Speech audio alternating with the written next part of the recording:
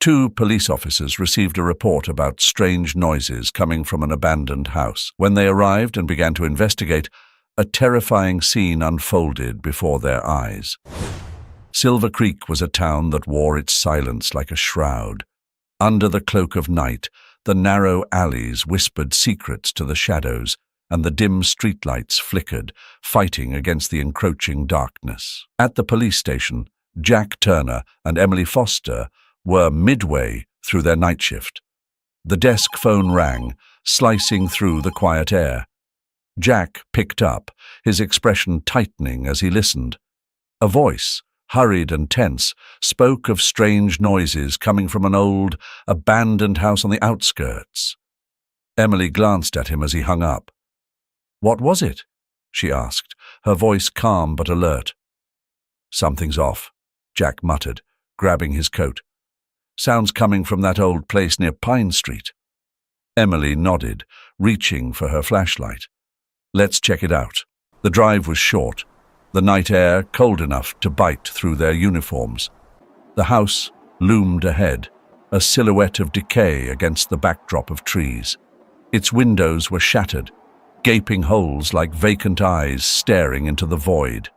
They stepped out of the car, the crunch of gravel under their boots the only sound. Emily moved to the front door, her flashlight cutting through the murky interior. Jack was right behind her, his senses heightened.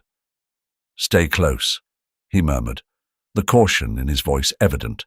They entered slowly, the door creaking on its hinges.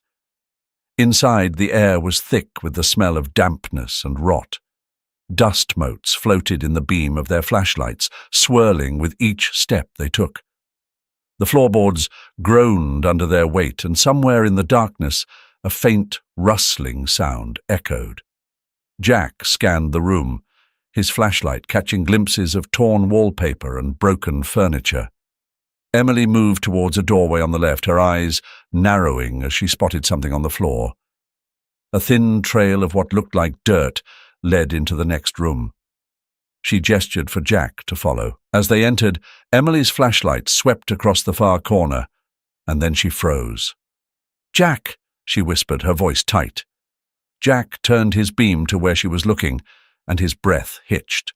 In the corner, huddled together on the cold, dirty floor, were two children.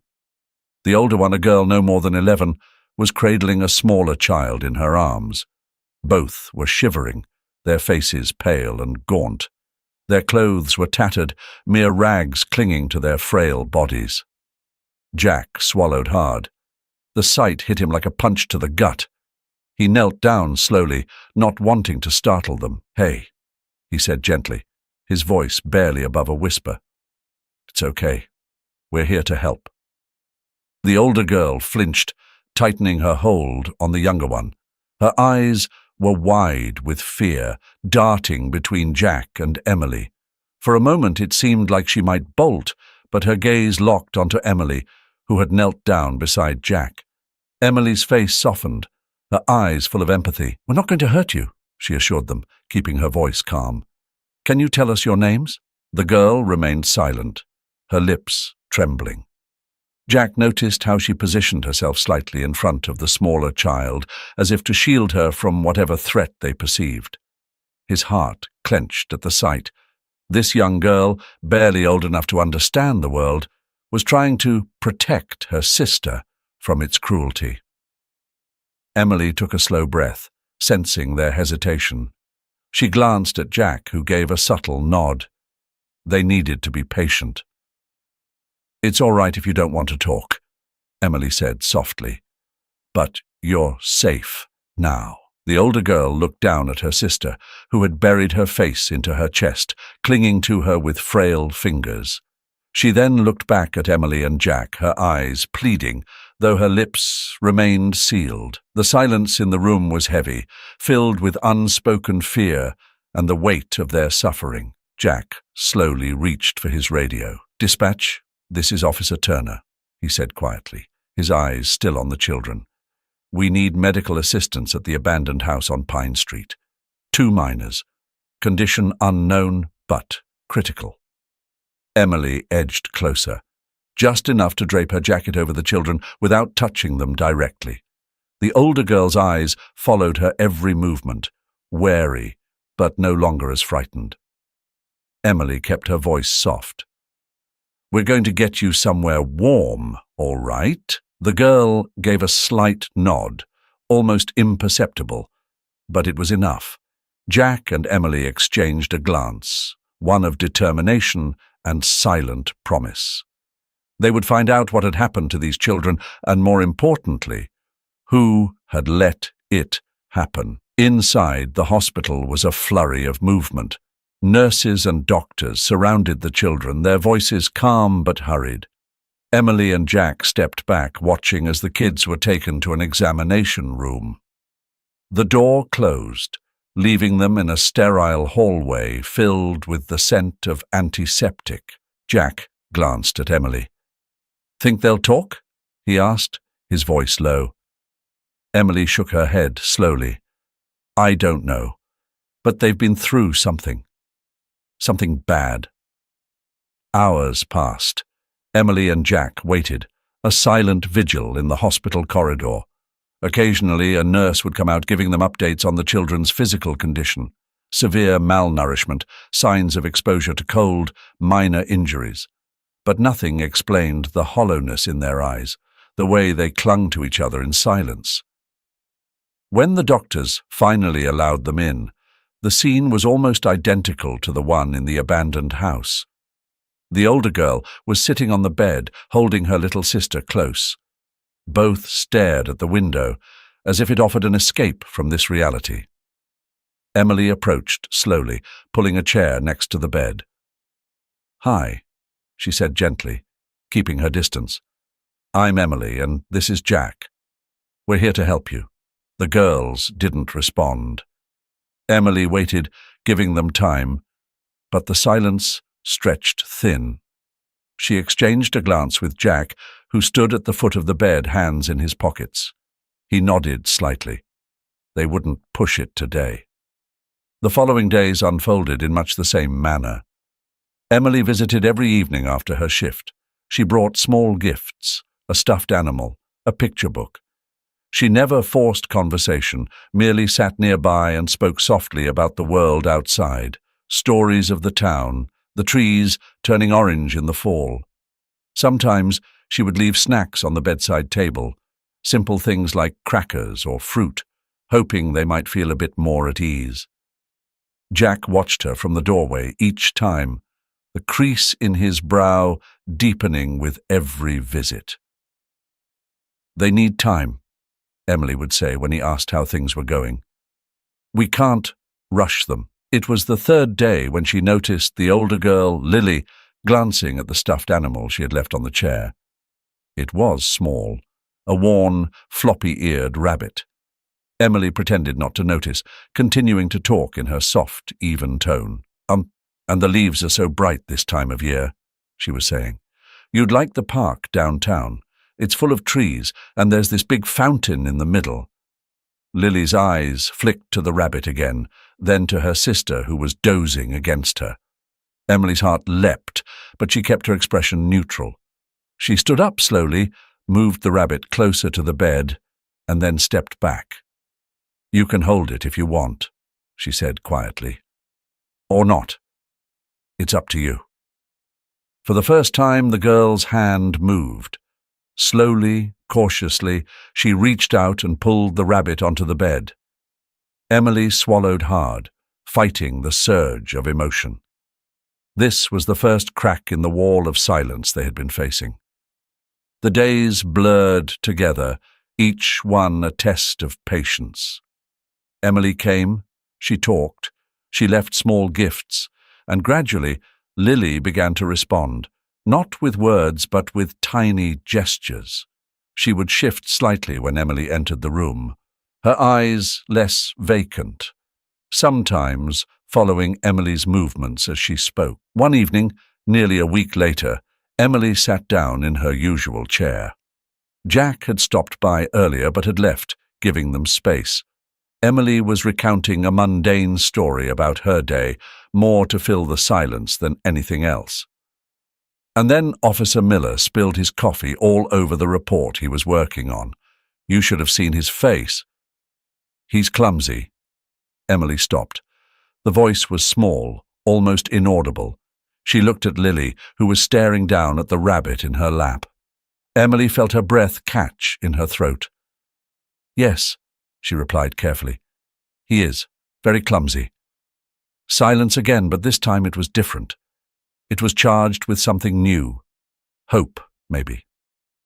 Emily waited, her heart pounding. Lily glanced at her sister, then back at Emily. My name is Lily, she said, her voice trembling. And that's Sarah. Emily nodded slowly, keeping her voice even. It's nice to meet you, Lily. And Sarah.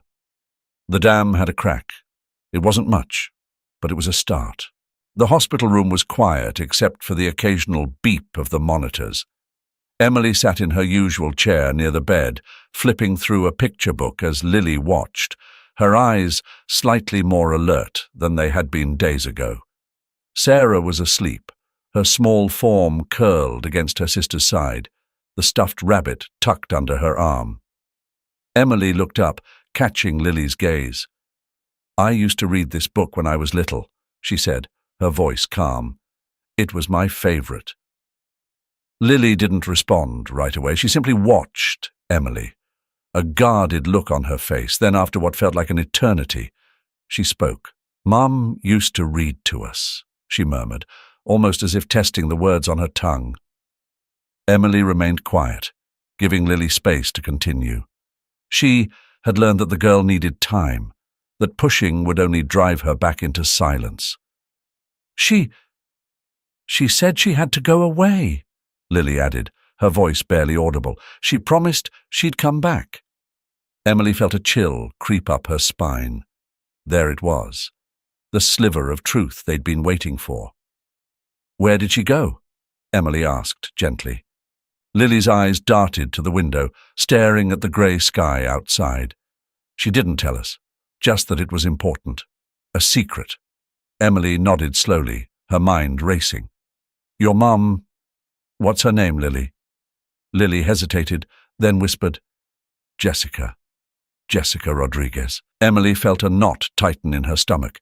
The name meant nothing to her, but the look on Lily's face told a different story. There was more here, something dark and unsettling. She needed to know more, but not here. Not now. Do you remember when she left? Emily asked, her voice steady. Lily glanced down at her sister, her eyes glazing over with a mix of emotions. Months ago. She left us in that house. Said it was safe. Safe. Emily suppressed a shiver. How could that place, that dilapidated ruin, be considered safe for two young children? She kept her expression neutral, knowing that Lily was watching her reaction closely. She gave us food, Lily continued, her voice strained. Told me to look after Sarah. But she didn't come back. I waited. Emily reached out, placing a hand on the edge of the bed, close enough to show support, but not too close to make Lily feel cornered. You did a good job taking care of your sister, she said quietly. Lily's eyes flicked to Emily, a glimmer of anguish breaking through her guarded exterior. She promised, Lily choked out, she promised she'd come back. Emily's chest tightened, but she kept her voice steady. Sometimes, things happen that we can't control, she said, her tone soft but firm. It's not your fault. Lily didn't reply. She turned her gaze back to the window, her small hands clutching the blanket. Emily knew they were done for today. She stood up slowly, making sure not to disturb Sarah. I'll be back tomorrow, Emily said. If you want to talk more, I'll be here. Lily gave a small nod, her eyes still fixed on the sky. Emily left the room quietly, closing the door behind her. She found Jack in the hallway, leaning against the wall with his arms crossed, his face unreadable. Did she say anything? He asked, his voice low. Emily exhaled, the tension settling into her shoulders. Her mother's name is Jessica Rodriguez, she replied. She left them in that house months ago, told them she'd come back.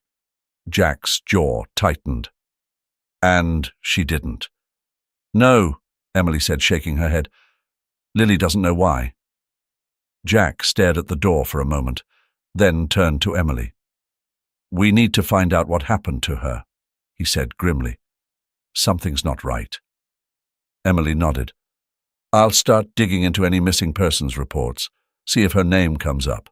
Maybe she was involved in something. Jack sighed, rubbing his face with his hand. I hate this, he muttered. These kids, they've been through hell. Yeah, Emily agreed, her voice somber. And we need to figure out who put them there.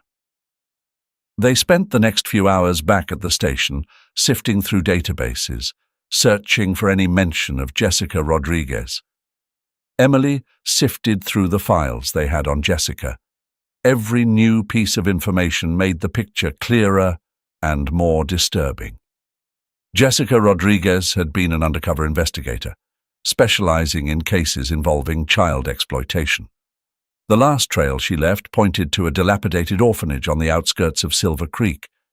It had once been a reputable institution, but now it was a husk of its former self, a place people avoided and barely spoke about. An orphanage, Jack muttered, looking at the old photograph of the building. Why am I not surprised? She was getting close to something, Emily replied, studying the image. This place, it's hiding something, I can feel it. They decided to pay the orphanage a visit. As they approached, the building loomed, a forgotten relic against the grey sky. Its walls were weathered and cracked, the paint peeling away in strips. Windows were clouded with grime, and the surrounding grounds were overgrown with weeds. A chill hung in the air, making the hairs on the back of Emily's neck stand on end. Jack glanced at her. Ready? Emily nodded, though unease gnawed at her. They walked up the broken path to the front door. Jack knocked, the sound echoing hollowly.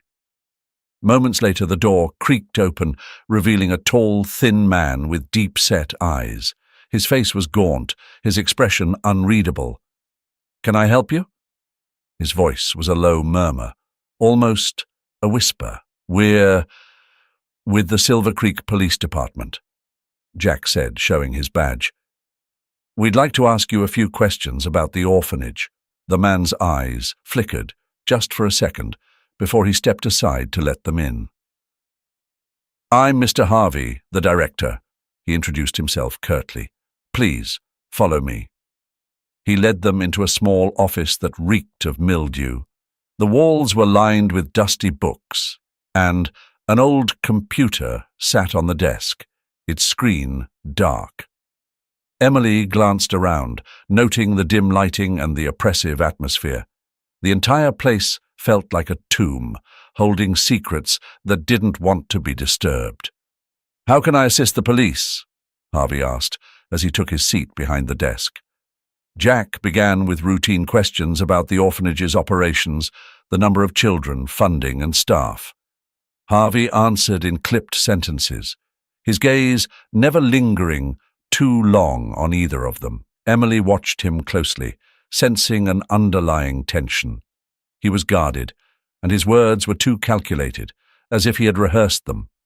While Jack continued the questioning, Emily scanned the room. Her eyes settled on the computer. If Jessica had been here, if she had found something, it would be in that machine, but how to get to it? As if on cue, Harvey's phone buzzed. He glanced at the screen, his lips pressing into a thin line. Excuse me, he muttered, standing up. I need to take this call. Please make yourselves comfortable. He left the room, closing the door behind him. Emily's heart raced. This was her chance. She moved quickly, pulling a small device from her pocket and plugging it into the computer's USB port. What are you doing? Jack whispered, his eyes wide. Just a little insurance, Emily murmured, her fingers flying over the keyboard. The device blinked to life, silently transmitting data back to their station. "We need to know what he's hiding." Jack kept an ear on the door while Emily worked. Seconds felt like minutes, every sound amplified in the tense silence of the room. Emily's hands moved with practiced precision, navigating the computer's files as quickly as she could without drawing attention. "He's coming back," Jack hissed. Emily yanked the device out, slipping it into her pocket just as the door swung open. Harvey re-entered, his expression unchanged. He sat back down, eyeing them with the same detached demeanor. Emily forced a smile, hoping it didn't look as strained as it felt. "Thank you for your time, Mr. Harvey," she said. "We appreciate your cooperation." Harvey nodded curtly. "Of course, if you need anything else, you know where to find me." They left the office, the air outside feeling lighter despite the encroaching dusk. Emily glanced at Jack as they walked back to their car. "Did you get it?" he asked, his voice low. Emily nodded. "It's transmitting to the station now. We'll know soon enough what he's hiding." As they drove away, Emily couldn't shake the feeling that something far more sinister lay behind the orphanage's decayed facade. Whatever it was, Jessica had gotten too close. And now, so had they. Jack sat at his desk, the glow of the computer screen casting sharp shadows across his face. The files Emily had pulled from the orphanage director's computer filled the screen, each document more unsettling than the last. Names, dates, coded transactions, they all pointed to the unthinkable. The orphanage was involved in child trafficking, selling children to criminal organizations under the guise of adoption and sponsorship programs. "This is worse than we thought," Jack muttered, scrolling through the data. He rubbed his temples, the weight of their discovery pressing down on him. They were no longer dealing with just a missing person case. This was a criminal network, one that had likely been operating for years right under everyone's noses. Emily entered the room, her eyes catching Jack's grim expression. "Did you find something?" she asked, though the tension in her voice suggested she already knew the answer. Jack looked up, his jaw clenched. "Yeah," he said, his voice low. "It's all here. Records of transactions, false documents, everything. They're not just housing these kids, they're selling them." Emily felt a wave of nausea. She had suspected something terrible, but seeing the cold, hard evidence made it real. "We need to take this to the higher-ups," she said, though her voice wavered. "This is bigger than just us." "Agreed," Jack replied. He was about to reach for the phone when it rang. He hesitated, then picked it up. Turner. There was silence on the other end, then a voice, distorted and mechanical. "You need to stop," it said, "or else." Jack's heart skipped a beat. "Who is this?" he demanded, but the line went dead. He stared at the receiver, a cold shiver running down his spine. This was no longer just an investigation. It was a threat. They were being watched. Emily's eyes widened as she saw Jack's face pale. "What was that?" she asked. "Anonymous call," Jack said, his voice tight. "They're onto us." Emily's heart pounded in her chest. She glanced toward the window, the blinds half drawn. Suddenly the room felt too exposed, too vulnerable. "We need to be careful," she said, her voice barely above a whisper. "If they know we're digging into this, they won't hesitate." As the days went on, the threats grew more palpable. Emily noticed a black car parked near her apartment on multiple occasions, always leaving as soon as she tried to approach it. At night, her phone would ring, only for the caller to hang up the moment she answered. She began to feel the prickling sensation of eyes on her whenever she stepped outside. Jack wasn't spared either. He received more calls, each more sinister than the last.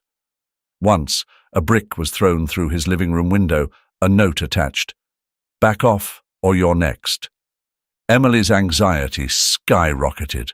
Her thoughts constantly drifted back to Lily and Sarah. They were safe at a protective custody facility for now, but for how long? She found herself double-checking the locks, glancing over her shoulder every time she walked down the hallway at the station. One evening, as Emily was leaving the precinct, she noticed a figure in the shadows across the street. Her breath caught, and she stopped, her hand instinctively reaching for her sidearm. The figure remained still, unmoving. Was it a watcher? Or just someone passing by? "Emily?" Jack's voice cut through her mounting fear. He had stepped out behind her, noticing her sudden freeze. She glanced at him, then back to the shadows. The figure was gone. I thought I saw something," she muttered, feeling foolish. Jack scanned the area, his eyes narrowing. "They're trying to scare us," he said, his tone steady but grim. "We can't let them." Emily nodded, though her nerves were frayed. "It's not just about us," she said quietly. "It's about the kids. And Jessica, if she's still alive." Jack nodded. "We're not backing down," he said, his resolve hardening. "They want us to stop because we're close to something. We need to push harder." Emily took a deep breath, feeling a surge of determination. They couldn't let fear dictate their actions.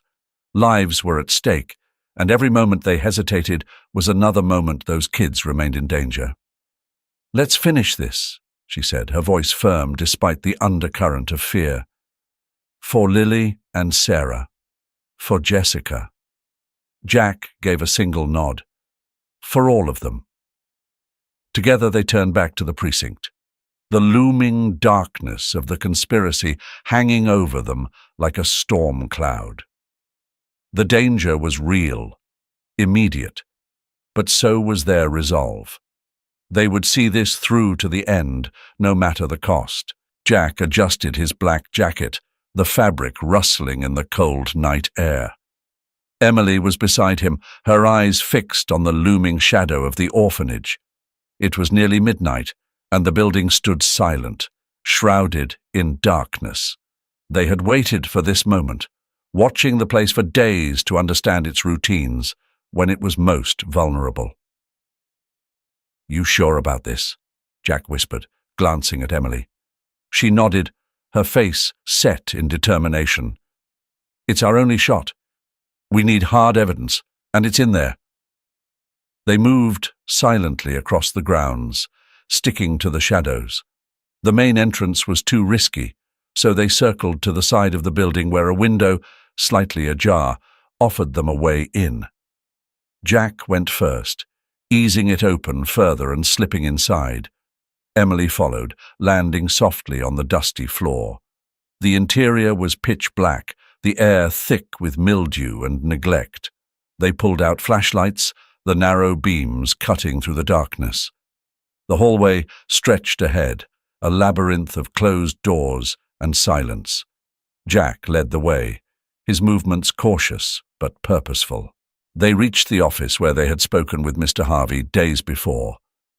Jack pulled a set of lockpicks from his pocket, working quickly on the door. It clicked open with a soft snap, and they slipped inside. Emily's heart pounded as they moved to the desk. She booted up the computer they had seen earlier, connecting a portable drive to copy whatever they could find. As the files began to transfer, Jack opened a drawer, his flashlight revealing stacks of papers, folders thick with documents. "Look at this," he muttered, pulling out a file and flipping it open. His breath caught.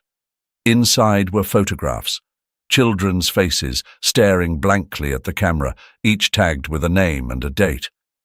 These are the kids, the ones they took. Emily glanced over, her throat tightening. There were dozens of them, some just infants, others barely teenagers. "It's a catalogue," she said, disgust thickening her voice. They're inventorying them like products. She forced herself to keep searching, opening another drawer. Inside, a ledger detailed transactions, each line a chilling reminder of what this place was. A marketplace for stolen lives. Jack moved to the file cabinet in the corner, his hands trembling slightly as he pulled it open. What he found made him freeze. "Emily," he whispered, his voice strained. She joined him, and her flashlight revealed the contents. Birth certificates, adoption forms, all falsified. But the names, the sheer number of names, made her stomach turn. These were the children that had disappeared, their identities erased, replaced with new ones for the buyers. Emily's eyes stung. This wasn't just a crime, it was a systematic erasure of humanity. "How could they do this?" she muttered, the words barely audible. "How could they treat them like nothing?" Jack remained silent, his face grim. He shifted through the documents until he found something that made his blood run cold. It was a list, recent and detailed, of current inventory. And among the names was a familiar one, Jessica Rodriguez. "They have her," he said, the anger boiling beneath his calm tone. "She's here, somewhere." Emily looked at the list, her heart clenching. They had to find her, had to put an end to this. She scanned the room, her eyes landing on a heavy door at the back. "That leads somewhere," she said. Jack nodded, moving to the door. It was locked, but he broke it open with a well-placed kick. Inside was a staircase leading down, a basement hidden from the world above. They descended slowly, each step echoing in the narrow space. The air grew colder, thicker, until they reached the bottom. Emily's flashlight swept across the room, revealing rows of metal cages.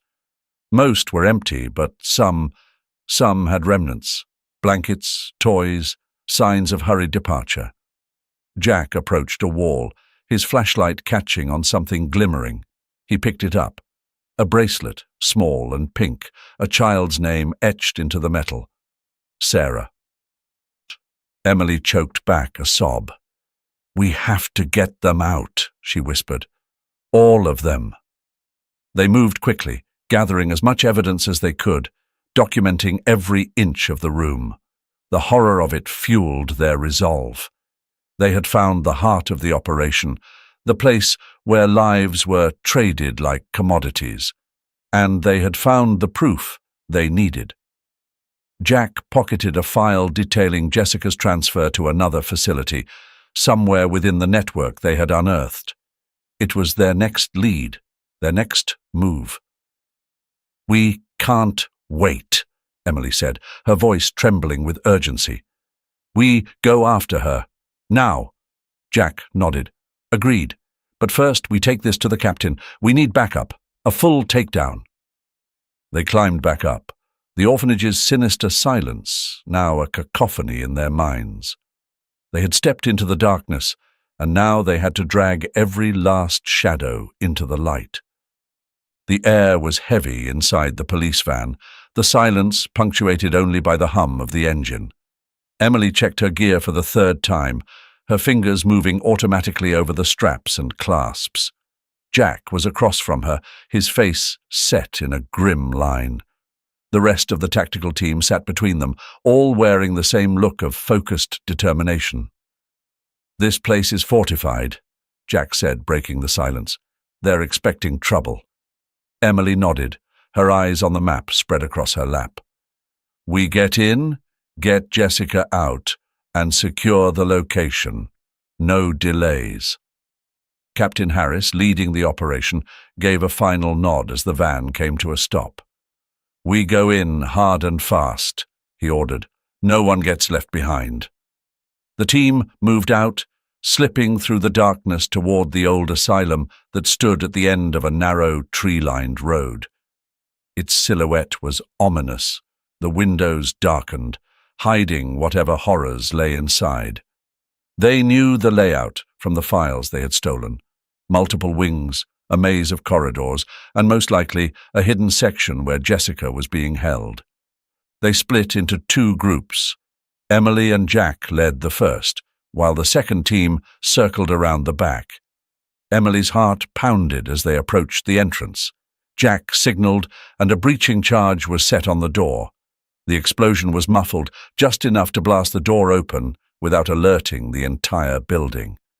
They moved in, weapons raised, sweeping the dimly lit corridor. "Clear," Jack whispered, leading them deeper inside. They encountered resistance quickly. Guards, armed and prepared, poured into the hallway. Gunfire erupted, the sharp cracks echoing off the concrete walls. Emily and Jack pressed forward, taking cover behind a row of metal lockers. Jack fired back, each shot precise. "We need to push through," Emily urged, her voice tense but steady. With coordinated movements, they advanced, the tactical team covering each other's flanks.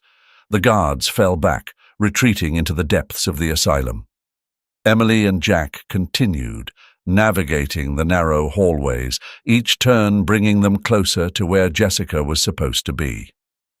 "Down here," Jack muttered, gesturing to a stairwell that led to the lower levels. It was dark, the kind of darkness that pressed in on you. They descended cautiously, every step deliberate, every sound amplified in the silence. At the bottom, a heavy steel door barred their way. Jack set another charge. The explosion was deafening in the confined space, and they surged forward, entering what looked like a holding area. Emily froze. The room was lined with cells, each one more claustrophobic than the last. And in one of them, slumped against the wall, was Jessica. Her appearance was haunting. She was skeletal, her skin a sickly pale. Her hair hung in matted clumps around her face. She didn't move, didn't react to their entry. Her eyes were open, but they were empty, staring at nothing. "Jessica!" Emily called, her voice breaking. No response. Emily rushed to the cell, her hands fumbling to unlock the door. When it swung open, she knelt beside Jessica, touching her shoulder gently. "Jessica, it's Emily. We're here to get you out." Jessica's eyes flickered, a faint sign of life, but they remained unfocused. Emily felt a lump in her throat. She was looking at a woman who had been shattered, broken beyond recognition. "Jack, we need to move her now," Emily said, urgency creeping into her voice. Jack nodded, calling for the medics who were waiting upstairs. Emily carefully helped Jessica to her feet. The woman was light, almost weightless in Emily's arms, and every movement seemed to cause her pain. Emily could feel the frailty of Jessica's bones, the tremor of her malnourished body. "It's okay. You're safe now," Emily whispered, though she doubted Jessica could understand. They moved quickly, the team surrounding them as they made their way back through the building. More guards appeared, but the tactical unit held them off, allowing Emily and Jack to push forward. The escape was frantic, chaotic, but they reached the exit, the cold night air hitting them like a slap in the face. Jessica was loaded into an ambulance, Emily holding her hand tightly until the paramedics took over. She watched as they worked, shouting commands, administering fluids and oxygen. Jack stood beside her, his expression a mix of relief and fury. "She's alive," he said, his voice rough. "But look at what they did to her." Emily nodded, swallowing hard. "They'll pay for this," she replied, her eyes fixed on Jessica's gaunt face. "Every last one of them." As the ambulance doors closed, taking Jessica to the hospital, Emily felt a wave of exhaustion wash over her. They had saved her, but the cost was staggering. Jessica's blank eyes, her silence, those were the marks of what they were fighting against. Jessica sat propped up in the hospital bed, her face still gaunt, but her eyes no longer hollow. Emily sat beside her, a notebook in her lap, while Jack stood at the foot of the bed, his arms crossed. They had been waiting for this moment, for Jessica to be strong enough to tell her story. "It started right after they took me," Jessica began, her voice thin but steady.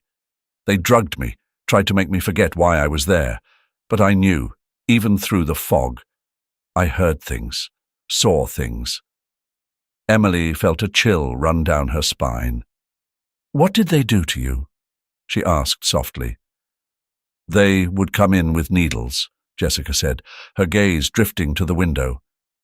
"Inject me with something that made my mind slow. They'd ask questions, and when I wouldn't answer, they'd hurt me." Jack's jaw tightened, the lines on his face hardening. "Did they know you were an investigator?" Jessica nodded. "They found out quickly. I had records, information about their operation. They tried to break me, to make me forget. But the worst part wasn't what they did to me. It was what they were doing to the children." Emily held her breath, bracing herself for what was to come. "Tell us," she said, her voice barely above a whisper. Jessica closed her eyes, as if to gather strength. The orphanage was a front. They took in children, but not to care for them. They were selling them, sending them off to different places, factories, sweatshops, even to places where no child should ever be. Emily felt a wave of nausea, the horror of it clawing at her chest. She thought of Lily and Sarah, alone in that abandoned house, their mother taken because she had tried to stop this nightmare. "They used adoption as a cover," Jessica continued. "False paperwork, false names. They'd move the kids through different channels, making them disappear. Once they were gone, no one could find them. They erased their identities, their existence." Jack's fists clenched, his face contorted with rage. "They treated them like property," he said through gritted teeth. "They took everything from them."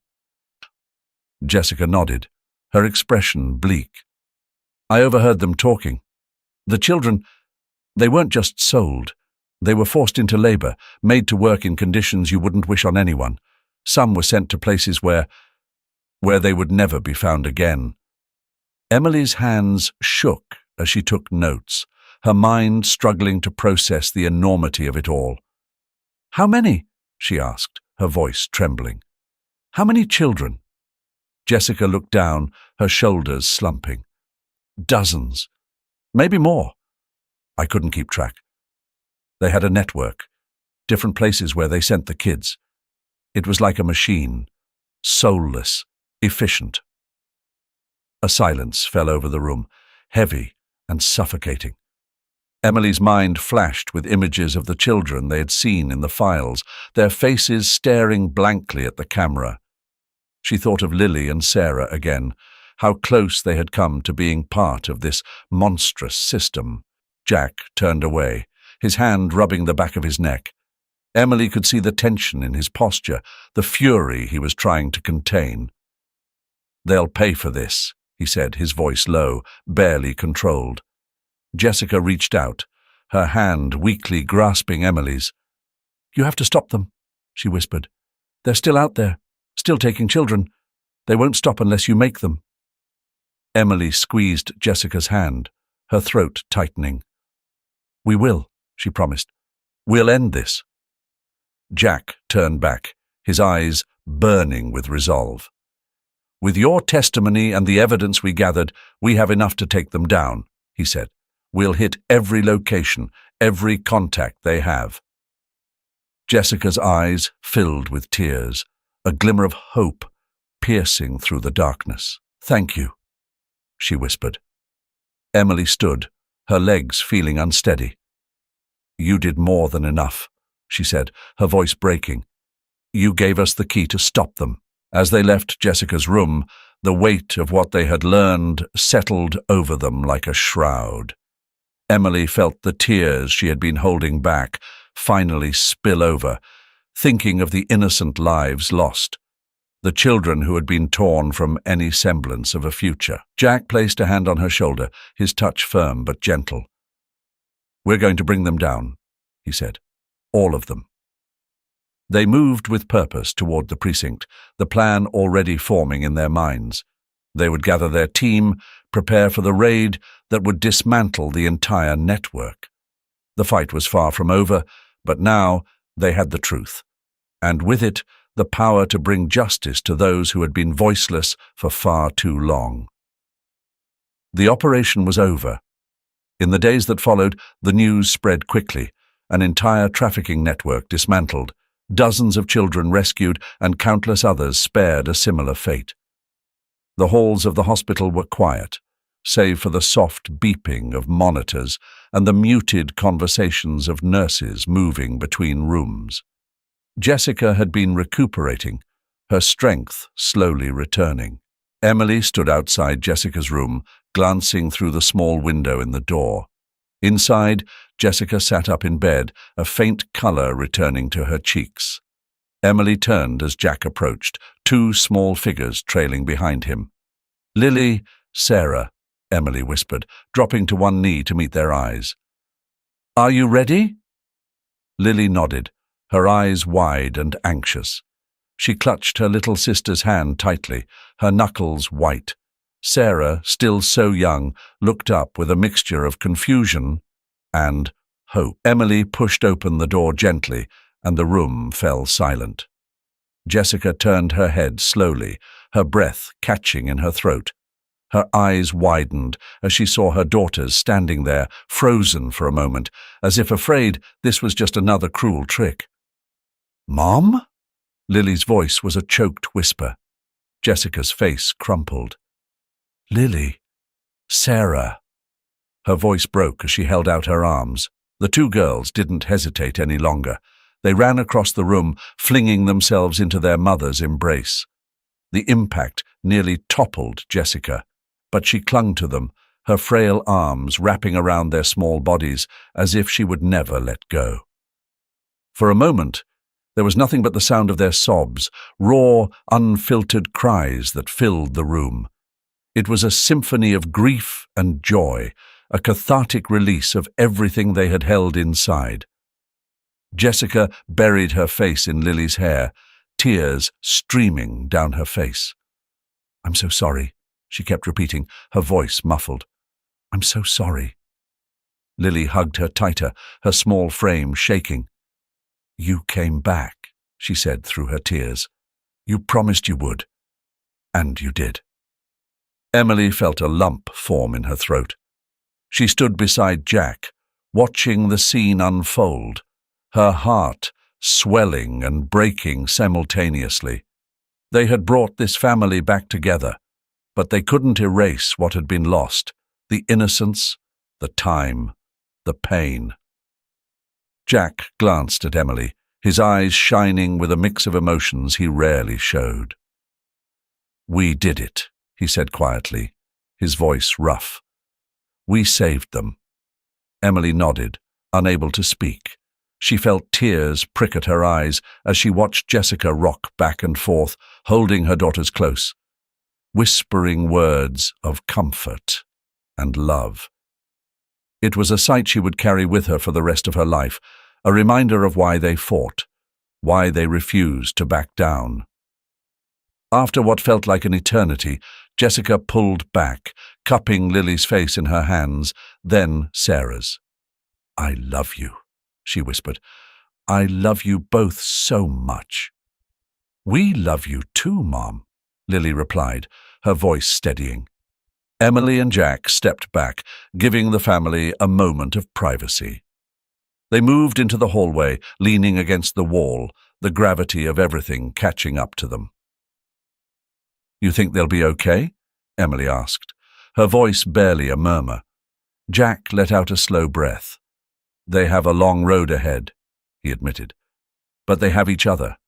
That's more than a lot of people get." Weeks passed and Jessica grew stronger. She and her daughters moved into a small house in town, starting to rebuild the life that had been so violently shattered. Emily and Jack visited often, bringing groceries, checking in.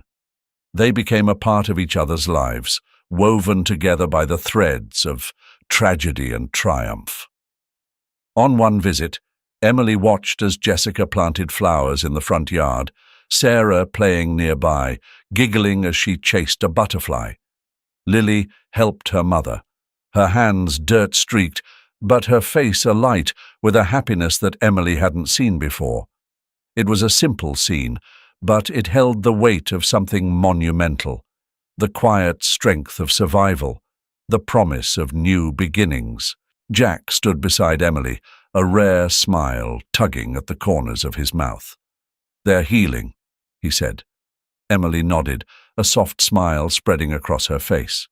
"So are we," she replied. Life moved forward. The scars would remain, faint lines etched into their lives, reminders of the darkness they had faced. But there was light now, too, in the laughter of the children, in the quiet resilience of Jessica, and in the unwavering determination of Emily and Jack. The world was still a dangerous place, full of shadows, but standing there watching a mother and her daughters reclaim their lives, Emily knew they would keep fighting those shadows, for every family torn apart, for every child stolen away. Because sometimes they won. And those victories, however small, were worth everything. Wow, what a chilling and suspenseful journey we just went on together. From the eerie silence of that abandoned house to the ominous secrets hidden within the orphanage, it's clear that Emily and Jack have stumbled upon something far darker than they could have imagined. The tension, the mystery, and the lingering question: what really happened to Jessica Rodriguez? If you found this story gripping, don't forget to give this video a thumbs up and share it with your friends who love a good detective thriller. And hey, I'd love to hear your thoughts. What do you think is hidden behind the orphanage's walls? Leave your theories in the comments below. Don't forget to subscribe and hit that notification bell so you won't miss the next chapter of this unfolding mystery. Trust me, things are about to get even more intense. Thanks for watching, and I'll see you in the next video. Stay curious, everyone.